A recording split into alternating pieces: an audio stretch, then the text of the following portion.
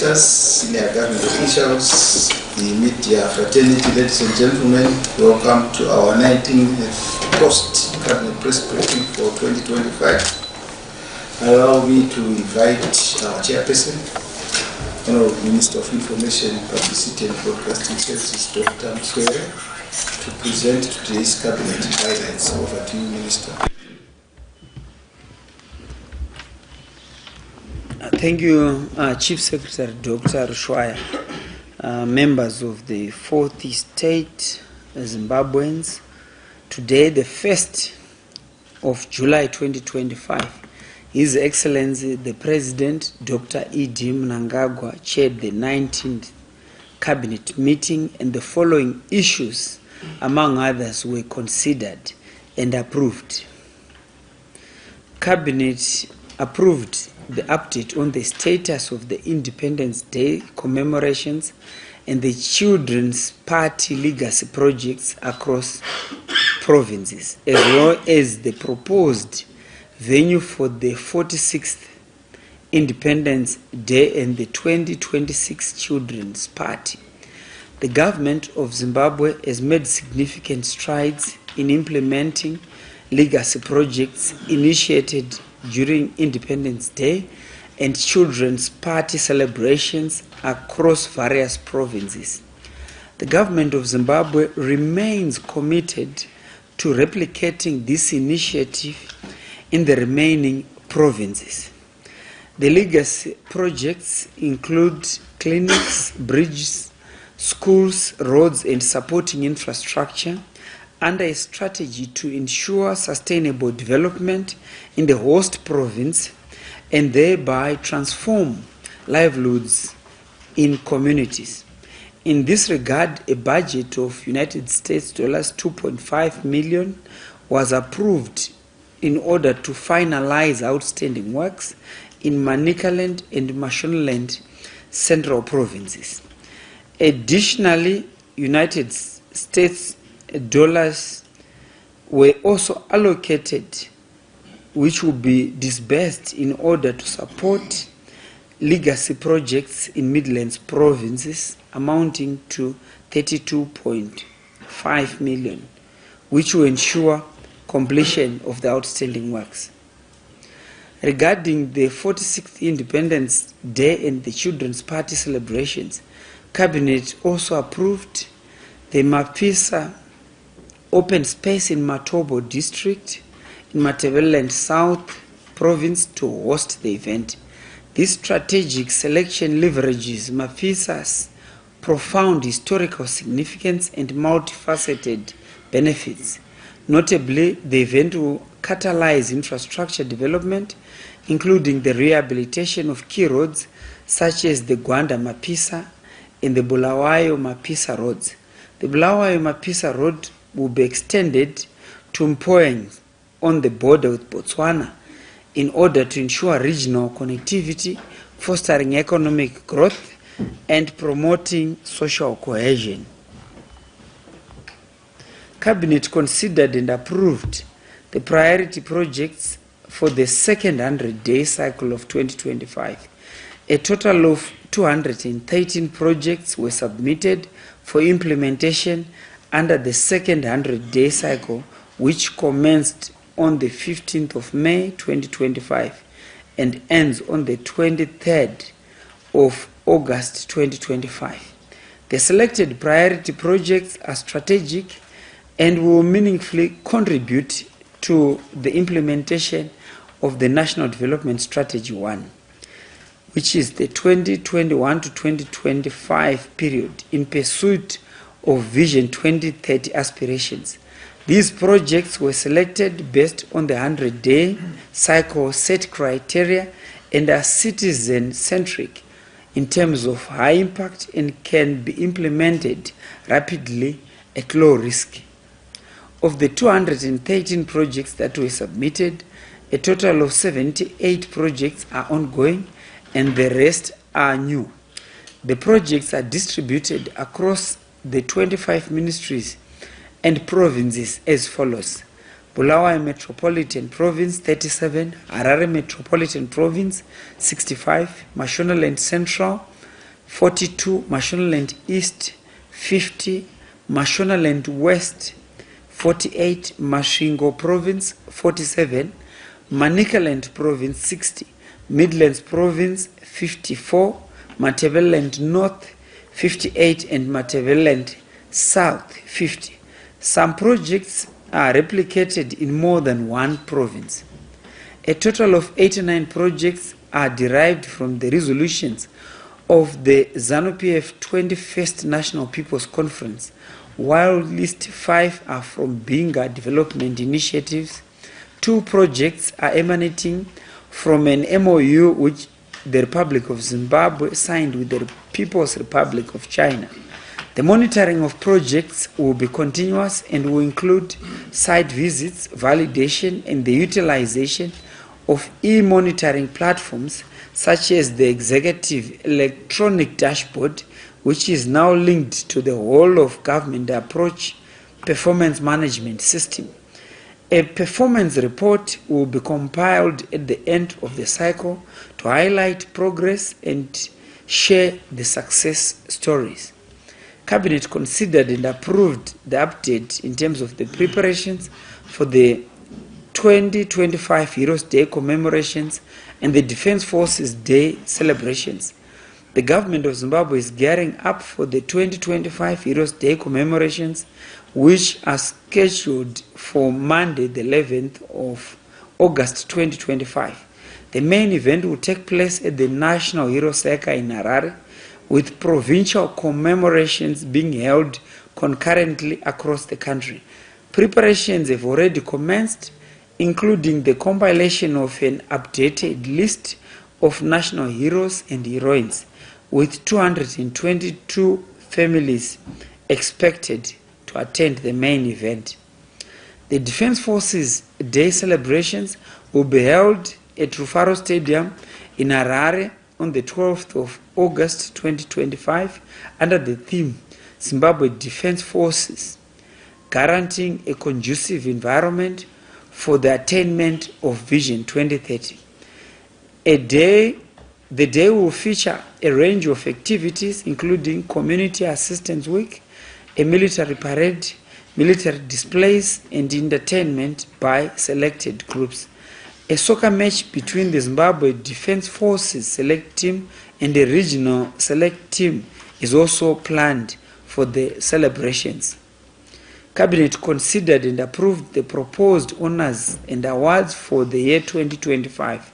The government of Zimbabwe has shortlisted 3 exceptional individuals for conferment with honors and awards at this year's ceremony, which will coincide with the National Heroes Day commemorations. The recipients include Dr. Vladimir Shubin, who is the former head of the Africa section of the Soviet Afro-Asian Solidarity Committee, who received the Royal Order of Munumtapa.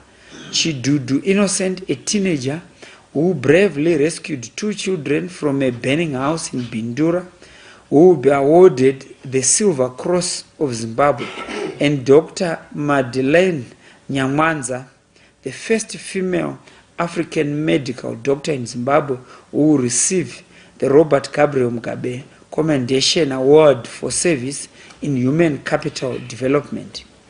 In line with the government's commitment to recognizing the contributions of veterans of the liberation struggle, 2,000 eligible veterans will be conferred with independence medals through the respective ministers of state for provincial affairs and devolution. This initiative aims to honor their outstanding service and sacrifices during the liberation struggle. Additionally, eligible civil servants who have rendered distinguished service will be gazetted and issued with medals in phases, ensuring that their contributions are also duly recognized. Cabinet considered and approved the establishment of the Pathways to Reintegration Foundation. The government of Zimbabwe is facilitating the establishment of the Pathways to Reintegration Foundation, a private voluntary organization to superintend in terms of the integration process. The foundation will augment the efforts by the Zimbabwe prisons and correctional services through innovative and comprehensive rehabilitation and reintegration initiatives. The foundation will partner with the private sector, local and international organizations in the development of programs that meet the needs of inmates and ex-inmates, being supported by prison officers and the community. The establishment of the foundation is being inspired by similar successful initiatives in other jurisdictions such as Nigeria, Singapore, and the United States of America and Fiji. The Pathways to Reintegration Foundation is premised on Ubuntu, a principle that encourages collaborative efforts to dismantle stigma, facilitate successful reintegration, and ultimately build a more inclusive and harmonious society for all. The foundation will have 4 cluster-based programs intended for inmates, ex-inmates, communities, and correctional officers.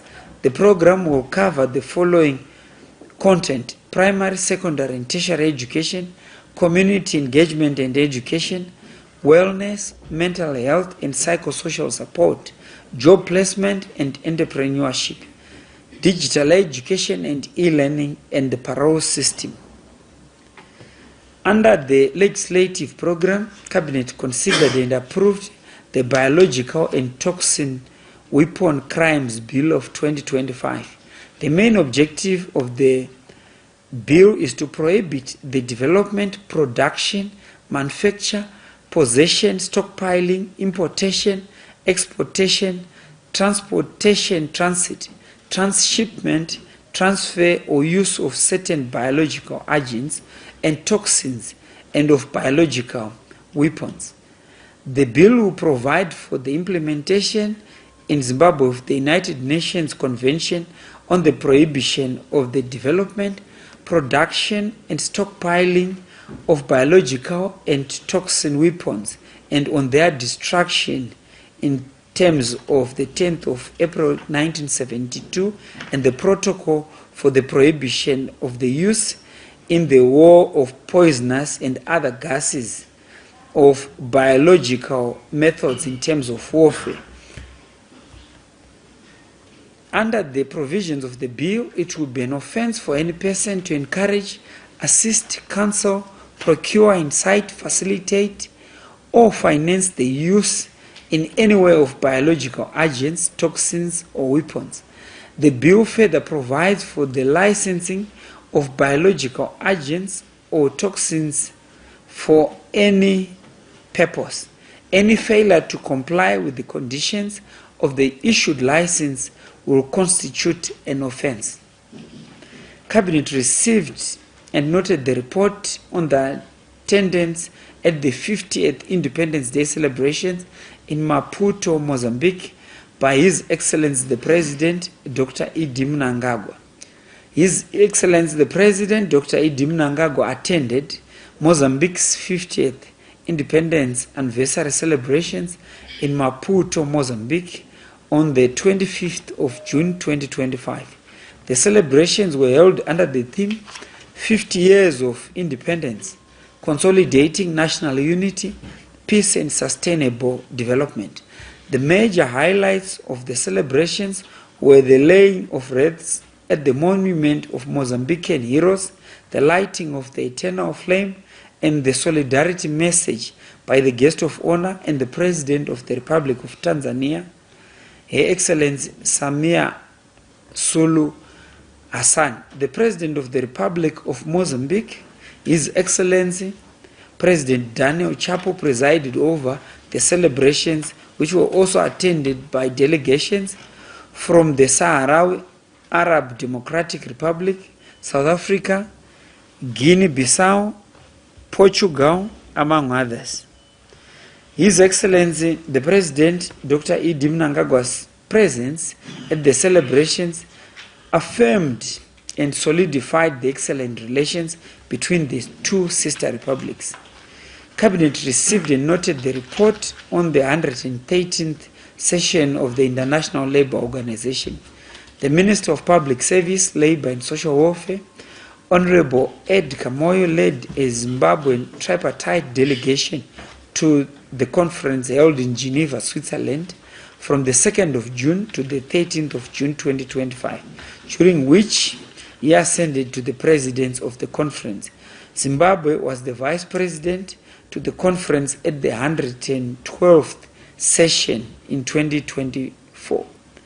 The minister, as the president of the organization, presided over the opening and closing sessions, the plenary sessions on the Director General's report, the chairperson of the governing body, and the high-level forum on the Global Coalition for Social Justice.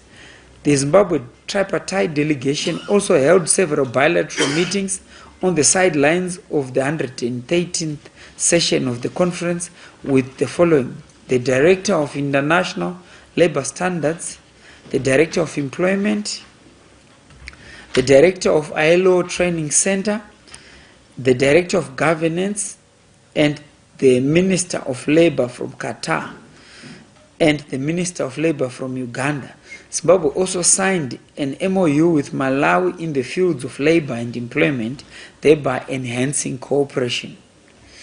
Cabinet received and noted a report on the 8th session of the Global Platform for Disaster Risk Reduction.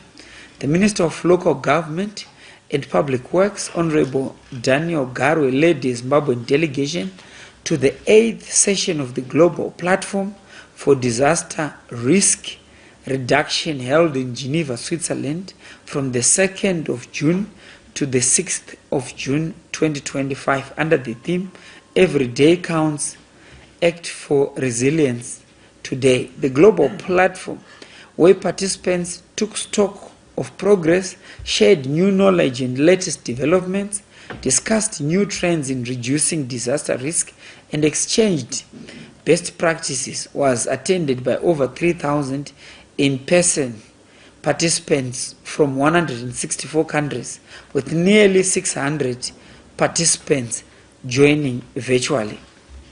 The minister participated in 3 high-level ministerial round-table discussions on rebuilding resilient communities, housing reconstruction and critical infrastructure readiness, a round-table on progress of the G20 Disaster Risk Reduction Working Group under the presidency of South Africa, and Safe Schools, now protecting every school from disaster and climate risk.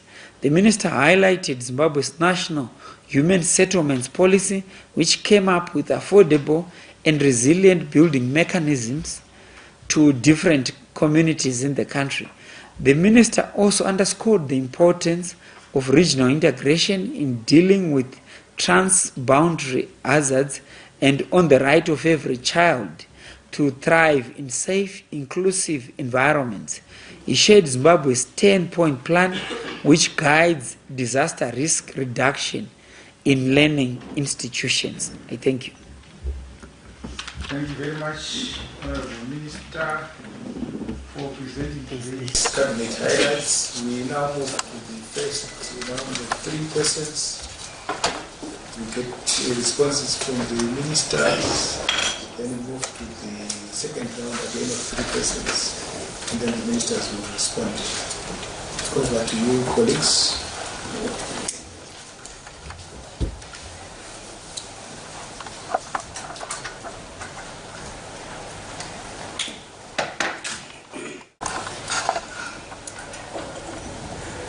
Seems like it's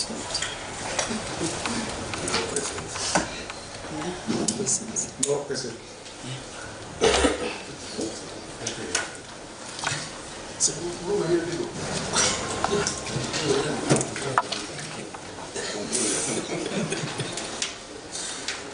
Thank you very much. We have come to the end of today's post-cabinet press briefing.